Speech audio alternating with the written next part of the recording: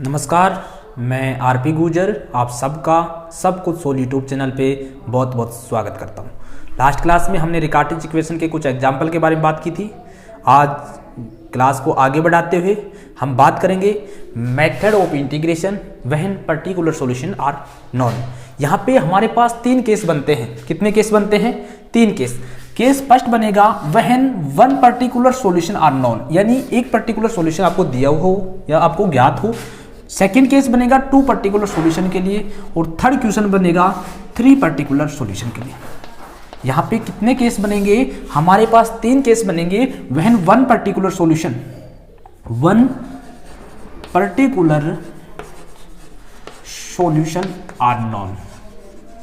Are non.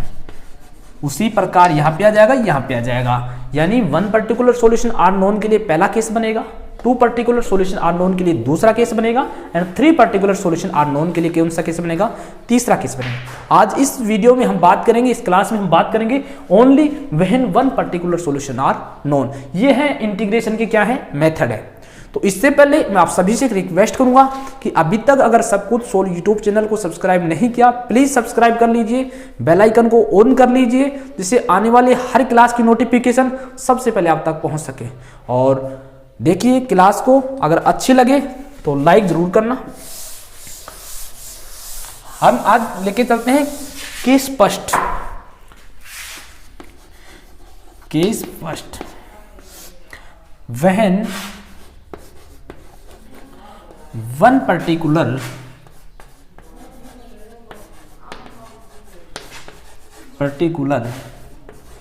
Solution are non.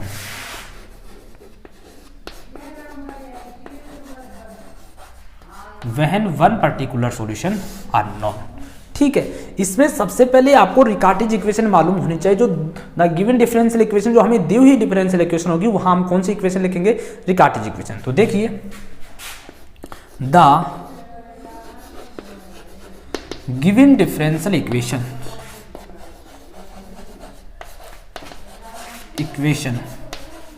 The given differential equation यहां पे लिख दीजिए कौन सी है? dy by d x equal to p plus q y plus r y square. इसे इक्वेशन कौन सी नाम दे दो? फर्स्ट। ये कौन सी है? रिकार्टेज इक्वेशन है।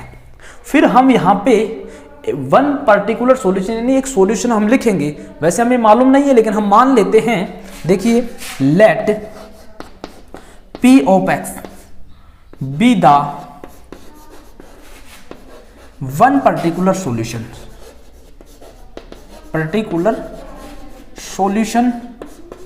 Of given equation first.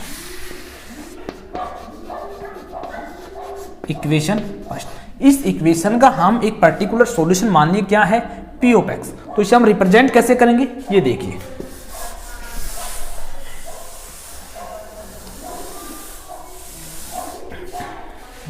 इसे हम रिप्रेजेंट करेंगे P1 equal to P plus QP plus QP square. Equation नाम दे दो 2। जैसे हमने रिकार्टेज इक्वेशन को सोल्व करने के लिए कुछ मान लिखे थे, y equal to minus u1 upon R U, वैसे ही यहाँ पे लिखेंगे टेकिंग वन पर्टिकुलर सॉल्यूशन को सोल्व करने के लिए y equal to P of x, या P भी मान सकते हैं, 1 बाई जेड। इसे इक्वेशन नाम दे दो 3। अब इसका डिफरेंशिएशन करेंगे, differentiation with respect to x। तो dy बाई डी एक्स क्या होगा?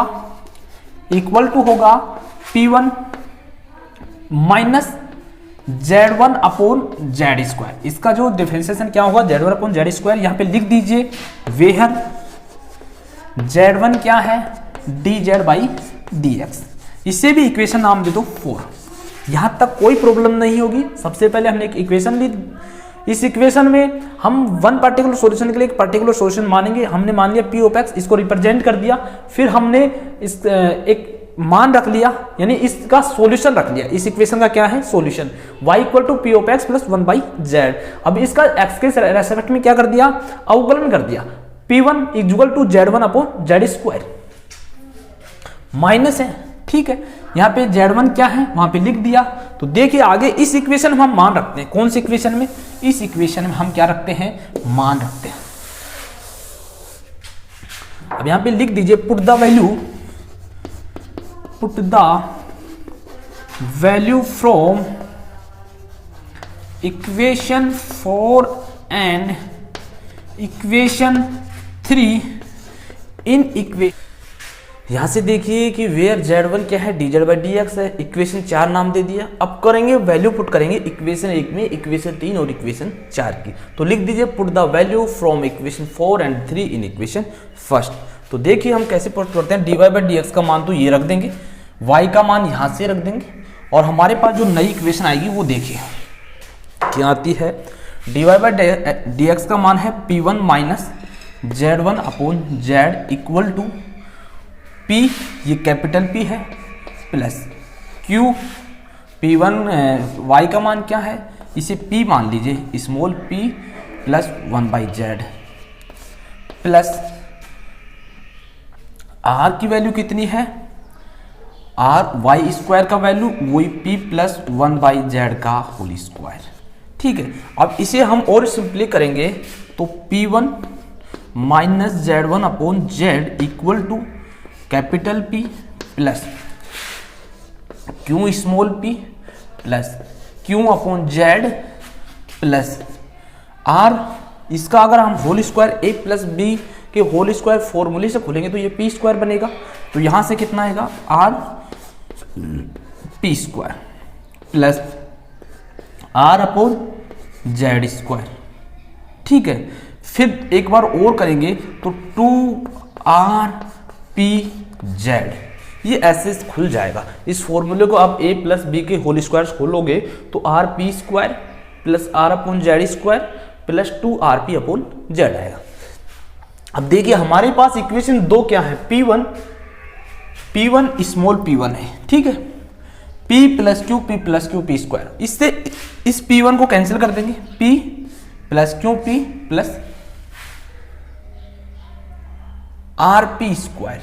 यहाँ पे क्यों नहीं आएगा, यहाँ पे क्या आएगा, R आएगा, यहाँ पे क्या आएगा, R आएगा, इससे कैंसिल हो गया। अब हमारे पास क्या बचा, देखिए यहां से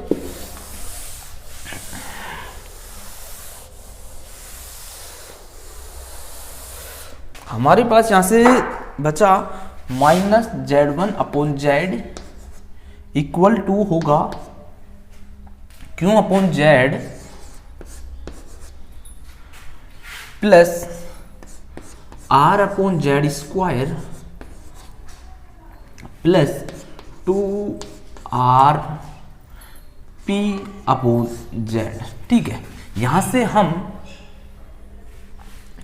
ये क्या है, यहाँ पे ये Z स्क्वायर है, क्या है, Z स्क्वायर।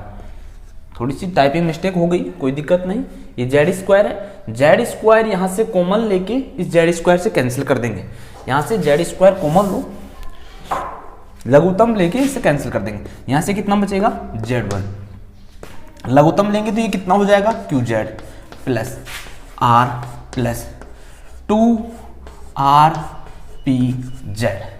ये इधर पक्षांतन करेंगे तो Z1 प्लस कितना बचेगा, Q प्लस 2RP।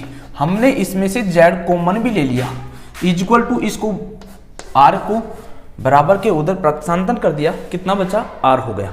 ठीक है, हमारे पास ये इक्वेशन आ गई which is first order linear differential equation, which is first order linear differential equation.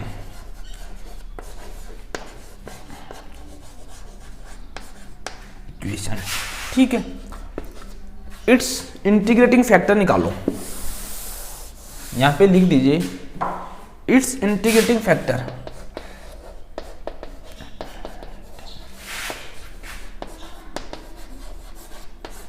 Integrating factor क्या होता है, IF e की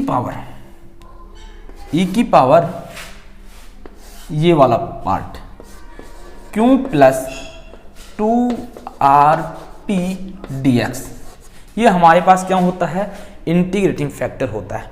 तो इट्स सॉल्यूशन क्या जाएगा इसका, यहाँ पे लिख देता हूं मैं।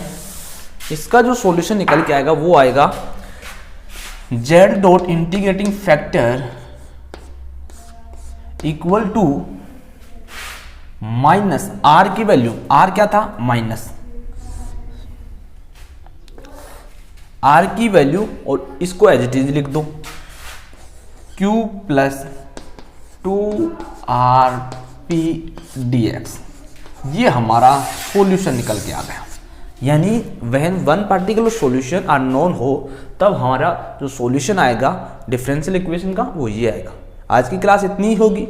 अगर कुछ भी प्रॉब्लम हो या समझ में नहीं आया हो तो कमेंट बॉक्स में बताना। अगेन आपको दोबारा से और अच्छी तरह से समझा दूंगा। वैसे अभी भी बहुत अच्छी तरह से समझाया हुआ है। तो please I again request you subscribe the channel, press the bell icon and like the video, share the video. Thank you for watching.